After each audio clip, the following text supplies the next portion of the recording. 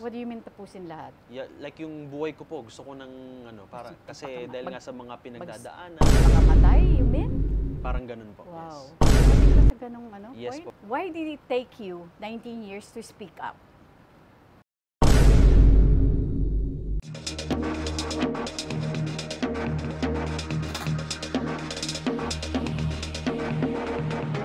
Magandang araw, Pilipinas, at sa ating mga kababayan sa ibang bansa. Welcome to TikTok with Aster Amoyo. Sa araw nito, mga kaibigan, ay isa na naman pong special na celebrity ang ating makakakwentuhan. Theater actor, a good singer. Mga kaibigan, the man of the hour, Gerald Santos. Hello po, Ate Aster. Hello po sa lahat ng mga viewers natin. Hello po. How you started out, especially nung mag-join ka in 2006 sa Pinoy Pop Superstars. Yes Season po. 2 na ito, di ba? Season 2 po, yes. Yes. So, yun po ay, yung 2006, dun po ako nanalo, but the competition started 2005. I see. Yes po, kasi... So officially pala, parang 2005 ka talaga nagsimula? Yes, Okay. 2005 po. Kasi 1 year nag-run yung show. Oo. Kasi before ganun yung mga competitions eh. Oo. 1 year talaga siya nagra-run. Wow. Kaya ang dami po naming nag-gain na mga supporters, mga fans. Kasi At nakilala kayo? nakilala po through kasi the- talagang Oo. halos parang nag-house to house po kami nun. Kasi Alright. once naging finalist ka na at that time, we were doing mall shows, radio tours, mga shows sa mga provinces every week for 10 months. Kasi yung 2 months, yun yung time na sa competition before ka maging finalist. It was such a great experience po kasi ako nung bata po ako, Tita Aster. Ayun, actually way before pa nito, nag-amateur singing contests na Oo, ako. sumasali ka na. Oo. Yes, since I was 10 years old, nag-amateur na ako. Nagsimula sa school yan, yung mga competitions sa school, di ba? Yung parang gagawin kang representative ng school. Ayan, hanggang... Parang regional. Yan, Oh, regional. Yun po. oo, Nananalo, natatalo, syempre. Tapos nag-amateur singing contests ako. Naranasan ko yung mga nagbabara-barangay. Inaabot kami ng madaling araw Oh. para lang sumali sa mga amateur singing contests. Natutulog pa kami sa kalye. Actually, naabot kasi kami ng mga 5 a.m. yan, ganun. Wow. Tapos, ayun po, nung lumabas yung Pinoy Pop Superstar noon, sabi Teka ko... muna, sinong kasama mo noon? Si Papa ko po. Ah, okay. Yeah, si Papa ko yung sobrang sumuporta sa akin noong time na yun. And I'm thankful about that. Napakalaking bagay po na kapag yung anak po natin ay may gustong i-pursue, pag sinuportahan po ng parents, napakalaking bagay po kasi mapupursue niya talaga yung kanyang gusto and magkakaroon talaga siya ng confidence. Iba po yung naging confidence booster sa akin noon. When you were a kid, sabi mo, you were 7 years old nung ma-discover mo na may passion ka na for singing. Yes po. So, paano mo ito pinursu? Yun po, noong 7 years old ako, kasi yung parents ko po, si mama, si papa ko, napakahilig nilang kumanta.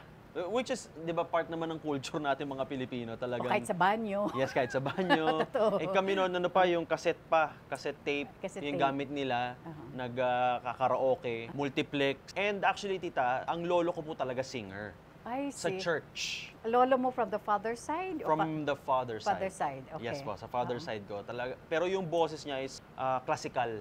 Oh, operatic. Yeah, operatic na Oo, malaki oo. yung boses niya na Yes, mataas. oo. So, ganun May yung boses niya. pagka-baritone siguro. Yeah, baritone tenor, ganun tenor, po, okay. yung boses niya. Pero itong parents ko, mama at papa ko, sobrang hilig din nilang kumanta. Na to the point na nagulat na lang po sila, kasi nga nakikita ko laging ginagamit nila yung cassette. Gulat na lang po sila one day, ginagamit ko na lang siya, na nagpiniplay ko, to sinasabayan ko yung mga kanta. And then eventually, ginagamit ko na rin yung microphone. Nung marinig nila akong kumanta, sabi nila, nagtwinkle yung mga mata nila na, aba, yung anak namin, talent, ganon. Ayun na po, doon na po nagsimula yon. Pinapakanta na ako sa mga birthday, dyan na, di ba?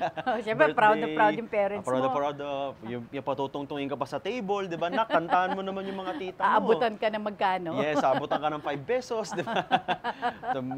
Kasabitan ka. Kahit sa mga, kahit sa mga burol, pinakakanta ko ng parents ko. Dahil sobrang proud sila. Sa 5 magkakapatid, ikaw lang ba ang kumakanta o lahat kayo kumakanta pero ikaw lang nagpursue? Nakakatawa nga po. Actually, ako lang yung kumakanta.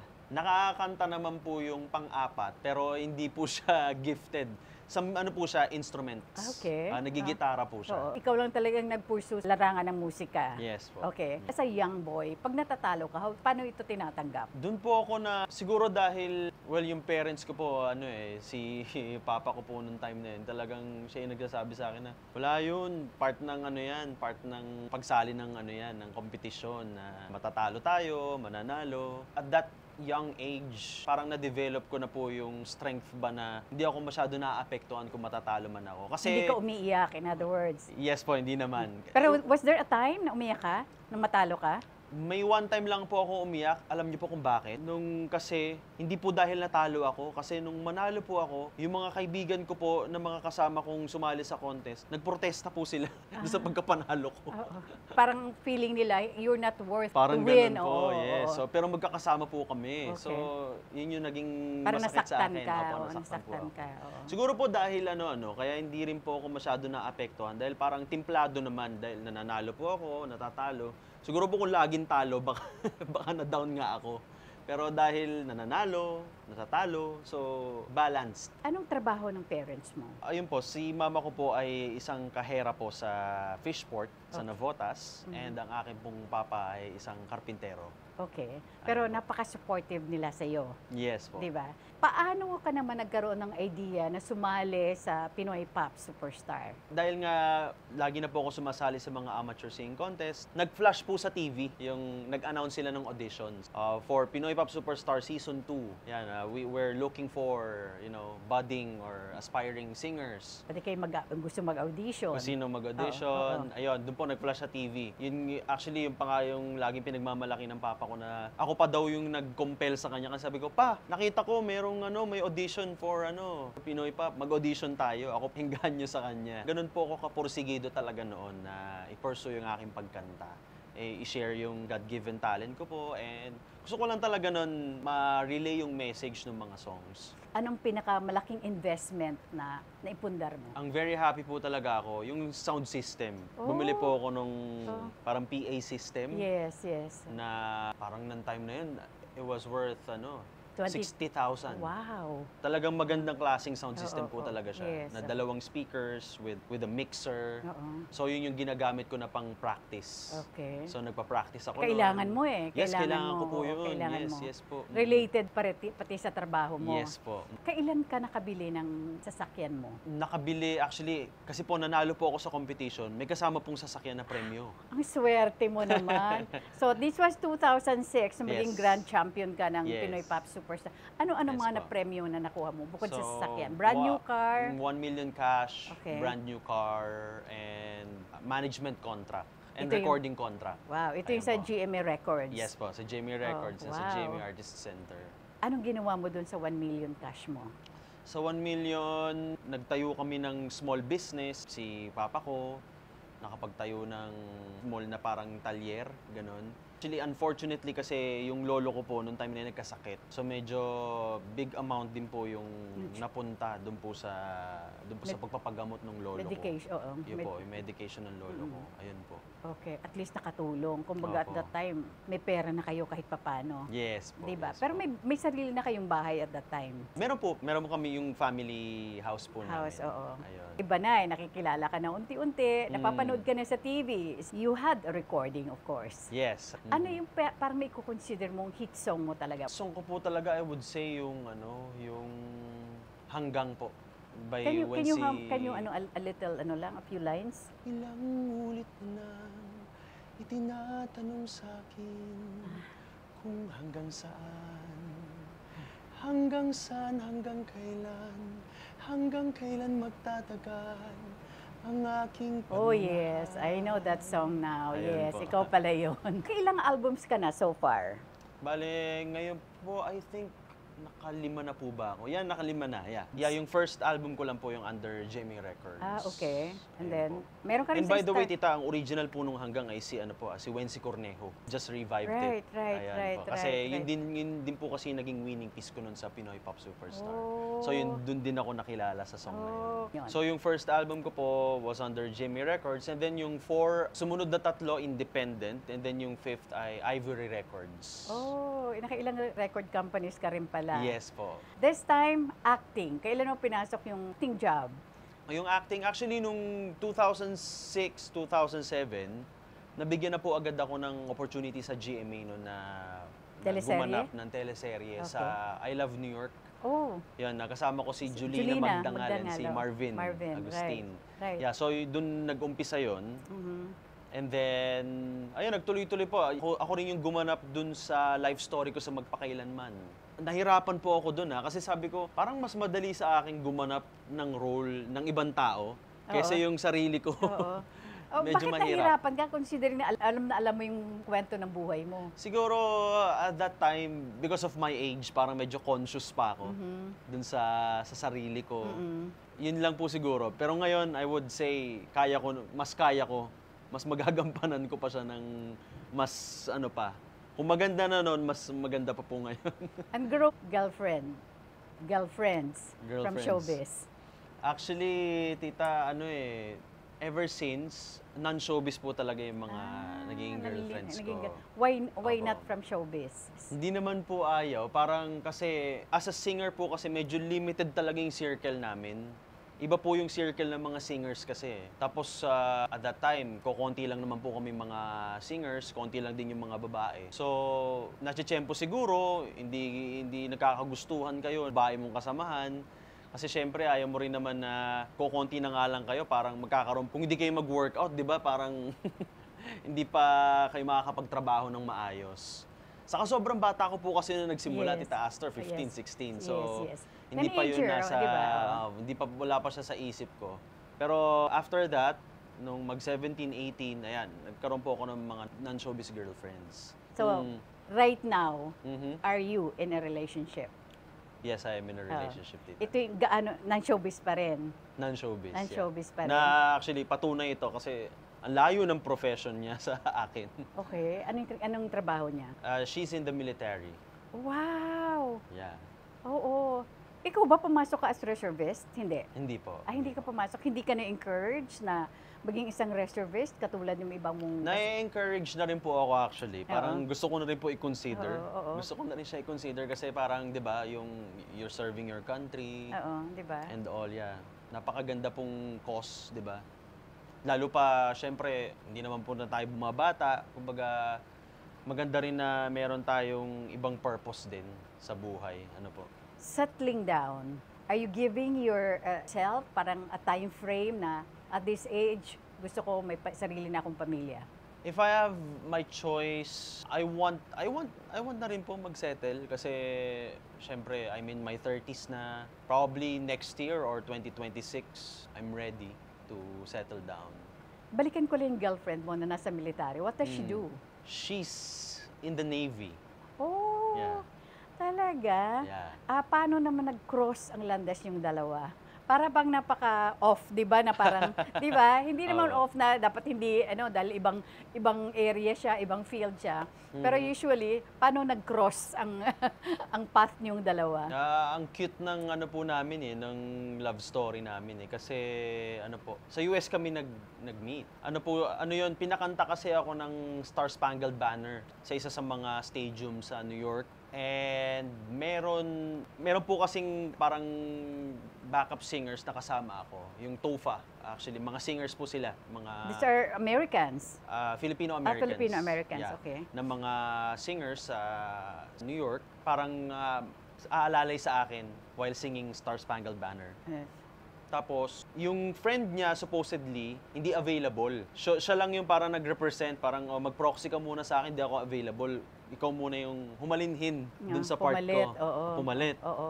Ayun, hindi siya yung humalinhin. Nung nag-rehearsal, dun pa lang namin nalaman na hindi nga siya yung original member nung TOFA. Ayun, nung rehearsal, nagkatoksuhan na. Parang, uy, parang bagay kayo ni ganun. Sabihin mo na yung pangalan. Sabihin mo na yung Saka- pangalan. Hi, baby. Okay. nung nag-rehearsal, binuyo-buyo na kami, tinukso-tukso. Nagpadala ka naman. Nagpadala po. Marupok lang po tayo dito. Okay. In-invite niya ako sa birthday ng aso niya. In-invite niya ako sa birthday ng aso niya. Kasi may pa-party siya sa house niya sa New York. doon sa aso niya. Based siya in New York, Yes in other po. words. Yeah. So dalawa na po yung things in common namin kasi kumakanta rin po siya, she's into music, tapos dogs. I'm into dogs. Oh, So, may mga common interest na kayo. Yeah, yun po, Okay. doon pa lang sa dalawa na yun, Oo. parang nag-connect na talaga kami kasi Okay. she's such a dog lover. Grabe yung pagmamahal niya sa mga dogs niya. May pa-party pa talaga siya, may pa-lechon pa. Oo. May So, pa-birthday pa. Ayun. So, doon na po yun.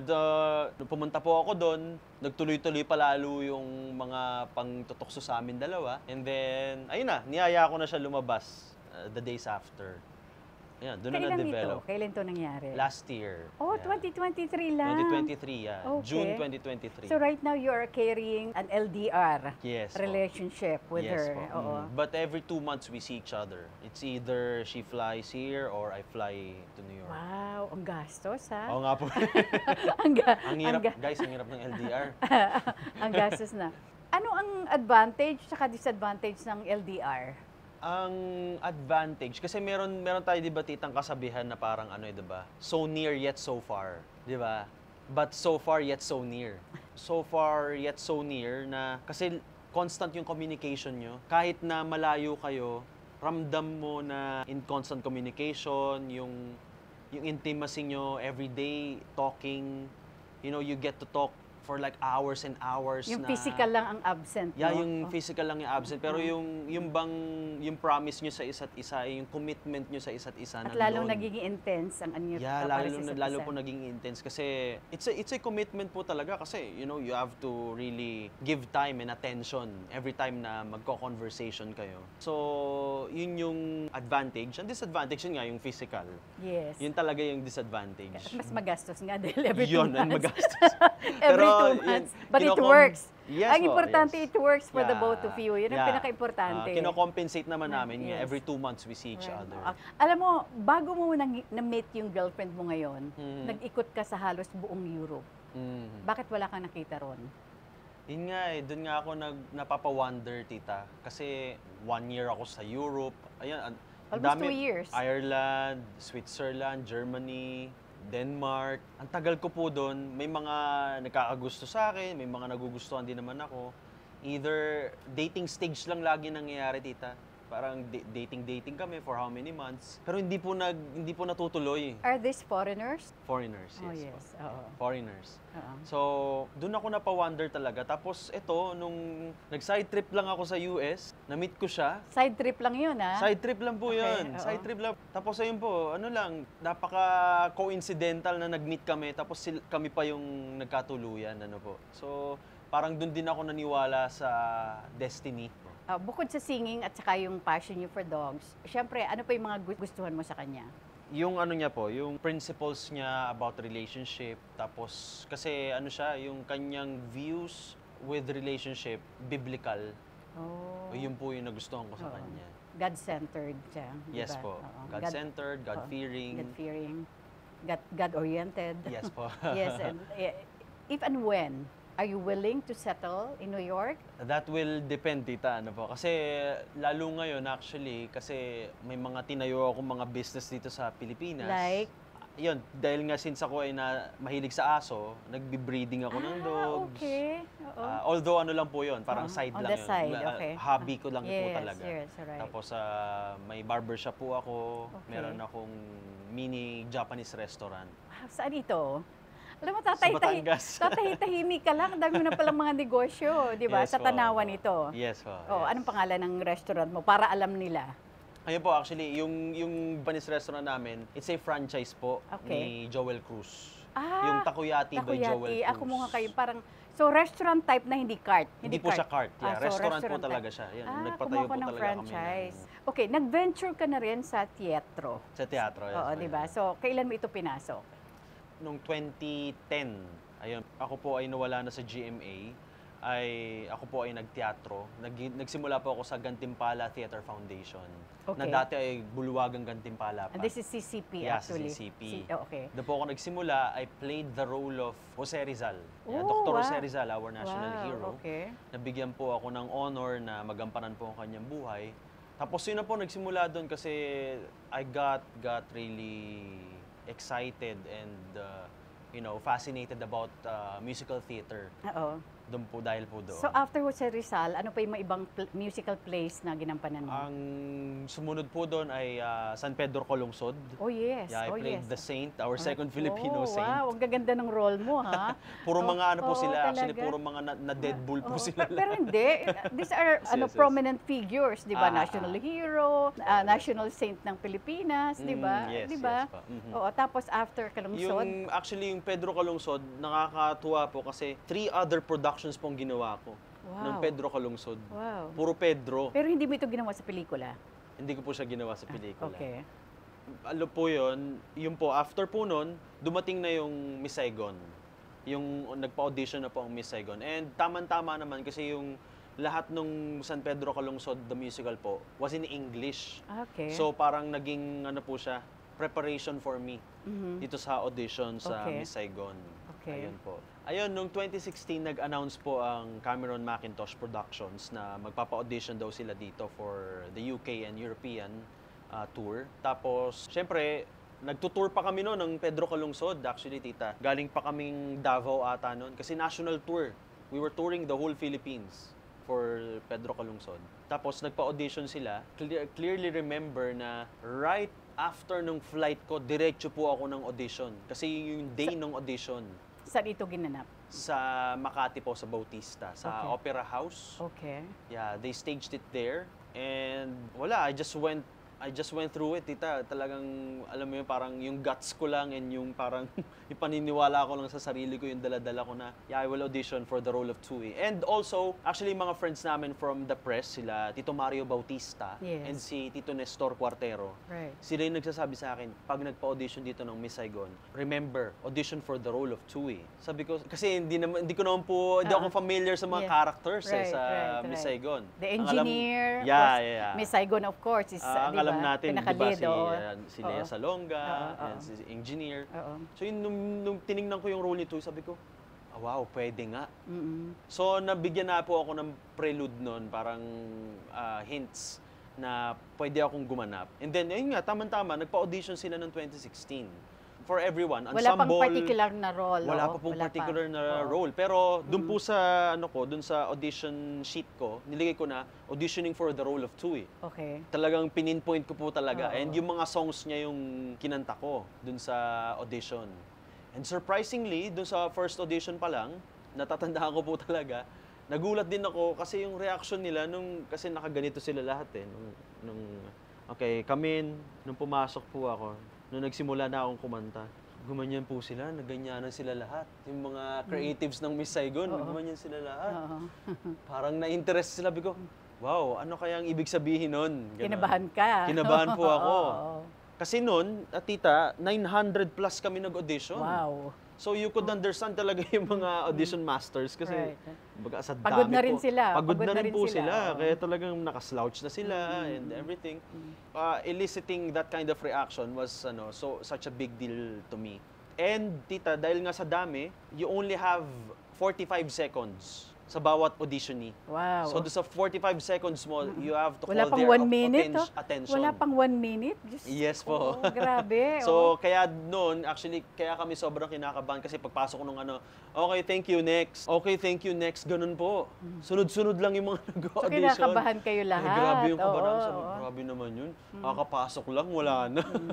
As in, mga siguro, iba, 15 seconds, 30 seconds lang. And ako po, Pinatapos ka. Pinatapos po ako yung buong song. Oo. And then, true enough, nung pinalabas po ako, may callback slip po agad ako. Wow. 4 stages po yun, tita. This is 2017, no? 2016 Ay, yung auditions 2016 po. auditions. 2017 ka nagsimula. Yes po, 2017. Okay. Kasi Wow. ganun sila, yung preparation nila is 1 year. Oo. Dumating ba sa point ng career mo na parang nababagalan ka or nababagot ka na? Ay, nako, grabe yan.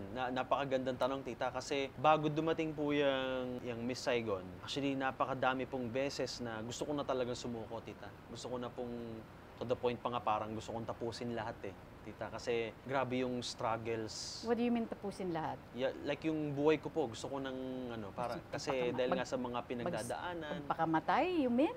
parang ganun po. Wow. Yes. Dumating ka sa ganong Yes point? po. Kasi I'm the breadwinner of the family. Umaasa sa'yo lahat. Yeah, umaasa po sila sa akin. Tapos wala po akong TV network, wala akong regular show. nung time po na yun. Kasi di ba, ang buhay lang ng artists is television. Yes. Kapag ka wala ka sa television, you don't have a career. Correct. And we all know... People forget you.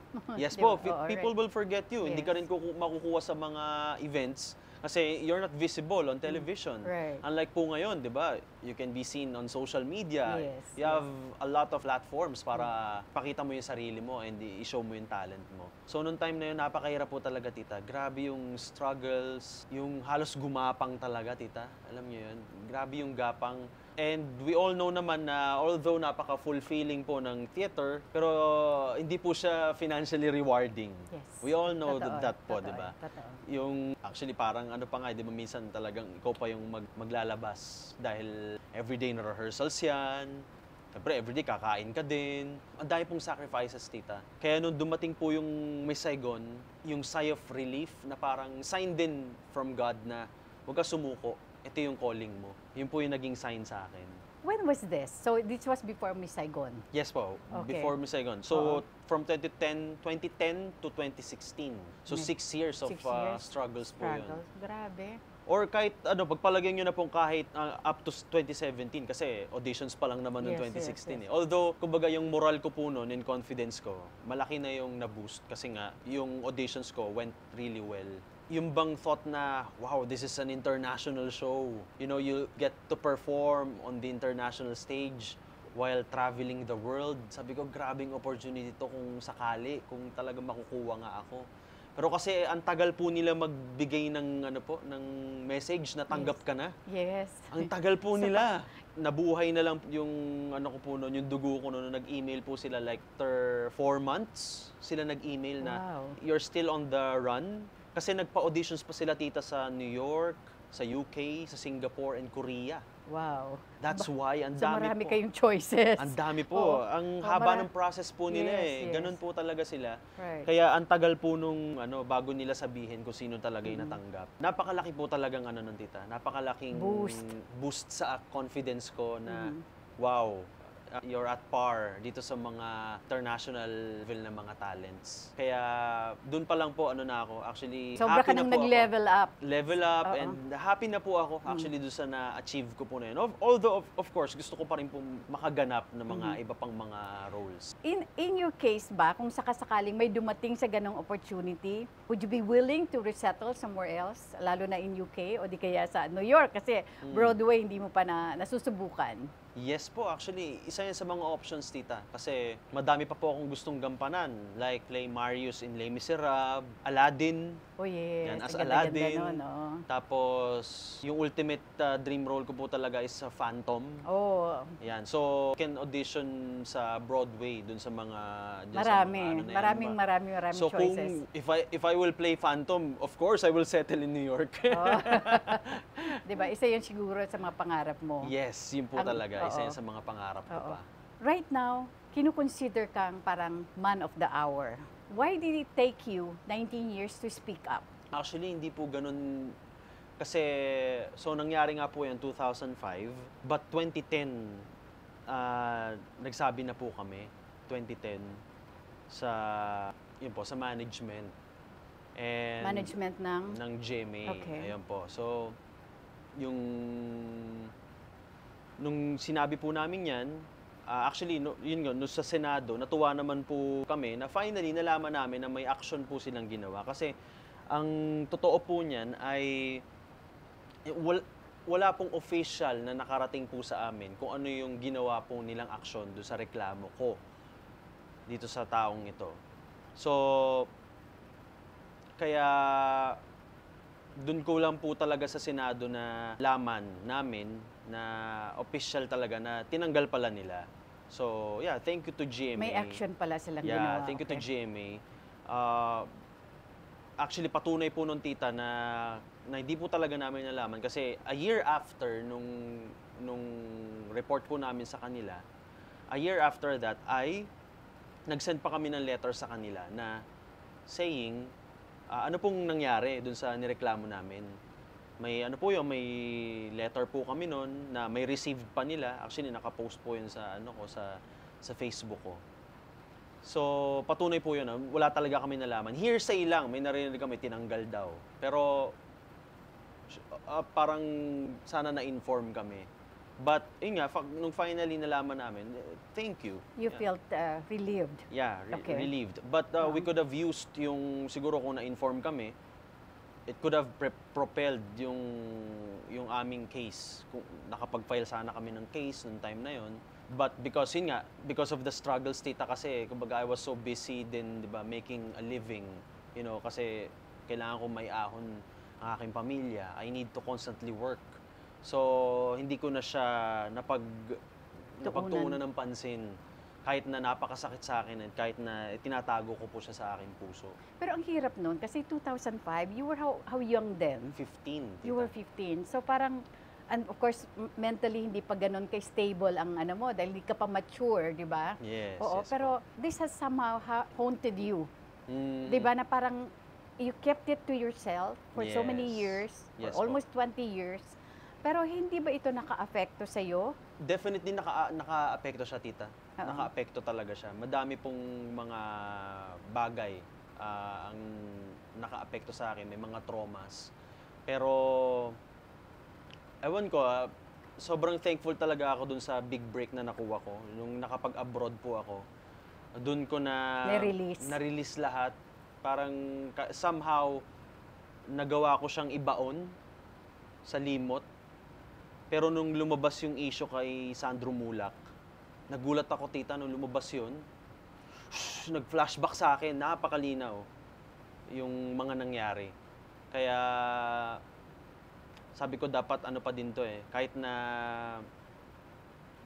maibulalas ko pa rin, masabi ko pa din. Kailangan mailabas mo talaga. Mailabas ko Oo, pa din. okay. And ayun, nung nasa Senado, tita, nung nakaiyak ako, and doon napangalanan ko siya doon, ang laki na po nung iniluwag sa aking puso. Mm-mm.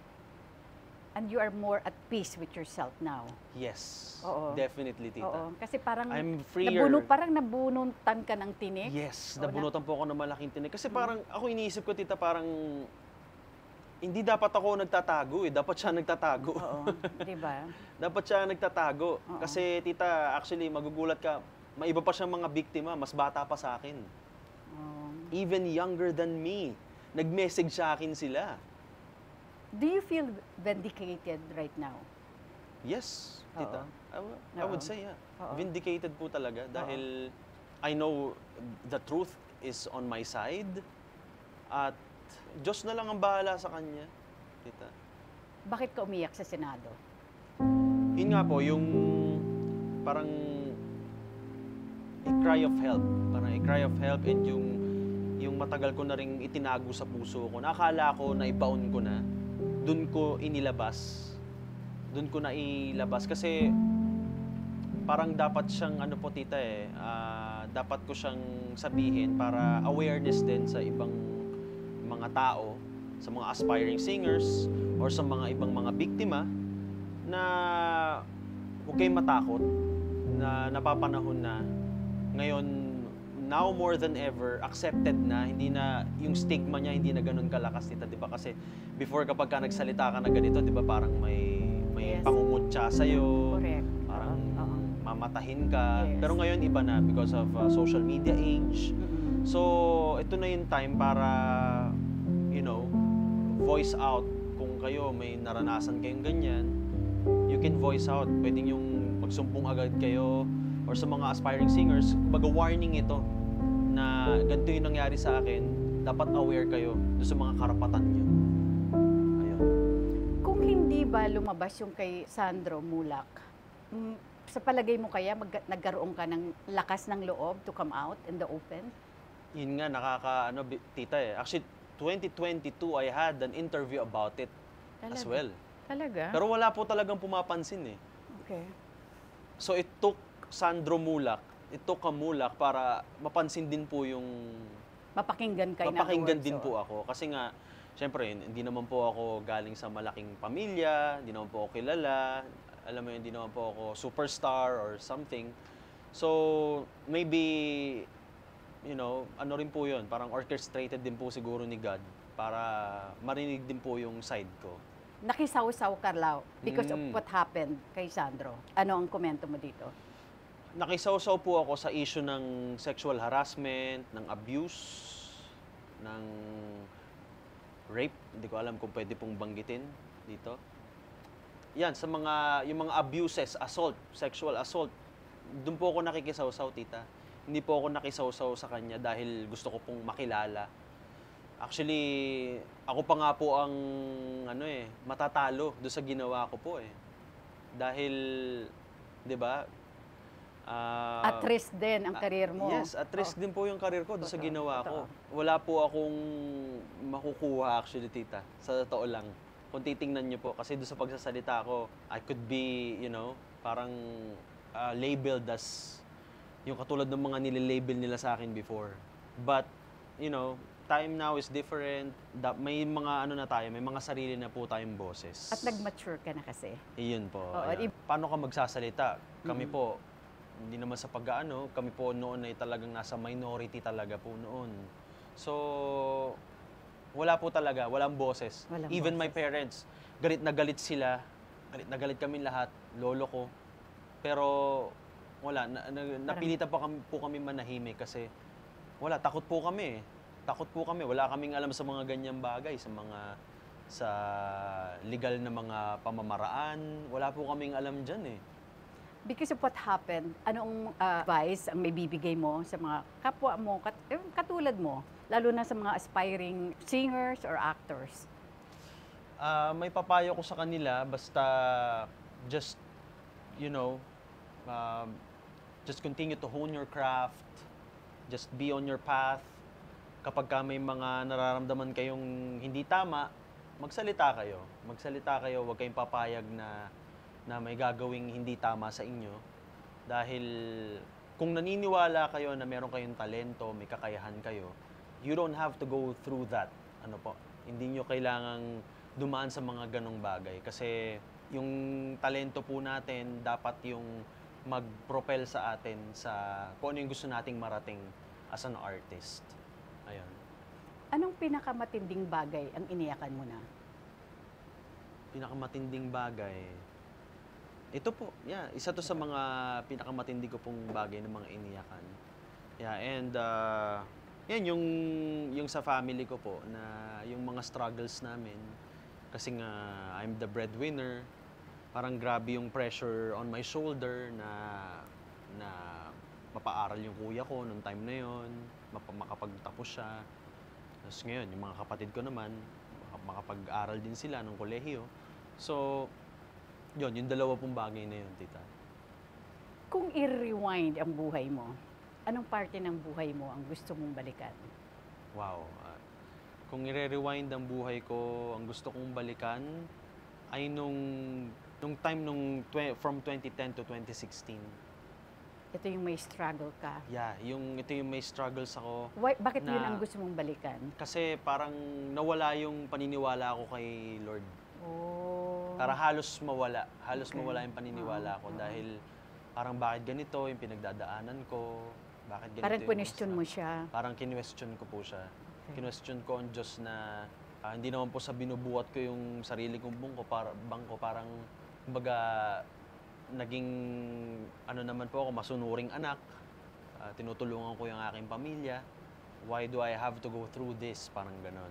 Hindi mo alam na may marami siyang magagandang plano para sa iyo. Ayun po. And eventually, pinakita niya po sa akin na, hindi anak, huwag ka sumuko. Ito yung plano ko sa iyo. So, dun po talaga. Kaya nag-cry out loud din po ako noon na humingi ako ng tawad na, Lord, I'm really sorry na at some point, parang gusto kong sinukuan ko kayo. Pero nagsisisi na po ako doon. I'm really sorry, patawarin niyo ako. And marami salamat dito sa panibagong opportunity ibinigay niyo sa akin. Panibagong buhay, panibagong simula. How do you want to be remembered? How do I want to be remembered?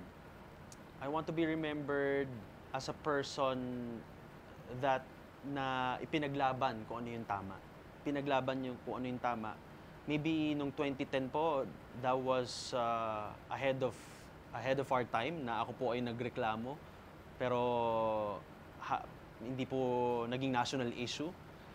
But ngayon, looking back, parang somehow proud po ako na kahit na matindi po yung pressure no na parang tumahimik lang, pinaglaban ko po yung karapatan ko noong time na yun. Sino si Gerald Santos na hindi alam ng publiko? Ako po ay isang kolokoy din. Yun ang di alam din ng tao. Kasi syempre, parang, di ba, parang kilala nila ako as prim and proper. Seryosong seryoso. tao. Pero, nako, makulit din po ako, lalo pagka komportable na ako sa tao. Yeah. When you're not busy, anong pinagkakaabalahan mo? When I'm not busy, playing with my dogs. Playing with my dogs, working out, doing sports, badminton or swimming. Tapos... Kaya pala, napakaganda ng katawan mo hanggang ngayon, di ba? So, basically parang ano pa rin just to ano pa rin, parang makagalaw pa rin sa buhay. Yung business pa din, nag-e-enjoy na rin ako kasi minamanage yung mga business. Nakaka-enjoy din siya, tita. Nakatuwa, di ba? Of course, ang mensahe mo sa iyong minamahal. Pwede mo nang sabihin ang pangalan niya. Oo. I know she's gonna watch this. Baby, if you're watching this... Hanggang ngayon pa rin. Hindi namin alam kung sino si Baby. Yeah, baby, if you're watching this, I love you.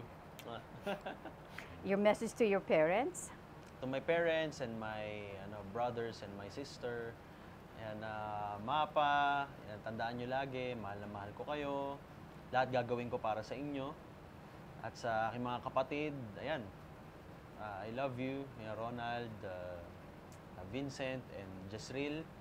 Basta hang on lang tayo dahil ang buhay, hindi talaga tumitigil ang mga challenges. But ang dapat natin tandaan, nandyan lagi ang Diyos sa tabi natin, hindi tayo pababayaan. Kaya nandito pa rin tayo, matatag na pamilya. And your message to everyone? Mensahe ko po sa lahat, ayan, maraming salamat po sa mga nakatutok po sa akin, sa mga supporters ko, sa Team Gerald Santos. Maraming salamat sa pagsuporta nyo at sana ay patuloy nyo po akong subaybayan ang aking pong karera. Follow nyo na lang po ako sa aking mga social media accounts, yan sa Instagram, @TheGeraldSantos and TikTok. Yung sa YouTube channel ko rin, mag-subscribe na rin po kayo, Gerald Santos. And sa Facebook, facebook.com/TheBalladPrinceOfficial para malaman nyo po yung mga updates tungkol sa akin. And with that, maraming salamat sa iyo. Thank you, Tita Aster. Thank you so much, Thank you anak. so Thank you. And maraming salamat sa Pandan Asian Cafe. Dennis, of course, Roland, and Alvin. Ever Belena, Hello Glow, Beauty Derm, Eris Beauty Care, Aficionado by Joel Cruz, Doc Rob's Wellness Supplements, R&A Events Place by Richie Ang, Asia Slashes, Sugar White by Sugar Mercado, Nesta Celia Salon for my hair and makeup, Gandang Rick Reyes, Most View from Japan, Memoy.ph, Silpal Joy Furnitures. Maraming salamat Charles Solano of Solano Hotel, Colorete Clothing by Bebot Santos, Dr. M. Sevilla of Vine Aesthetics, Shinagawa LASIK and Aesthetics Center, Shinagawa Diagnostic and Preventive Care Center, Neola Nail and Spa, Manila Bulletin, Studio Manila, Tokyo Grill Tomas Morato, Mesa Tomas Morato, The Red Meat Shawarma. Maraming salamat, Chef John. And with that, maraming salamat po sa inyong patuloy na pagsuporta, pagsubaybay sa TikTok with Aster Amoyo. Every Tuesdays and Fridays, 12 noon. Huwag niyo pong kakaligtaan mag-subscribe, like, share, and hit bell icon of TikTok with Aster Amoyo. Bye for now, and God bless us all. Maraming salamat.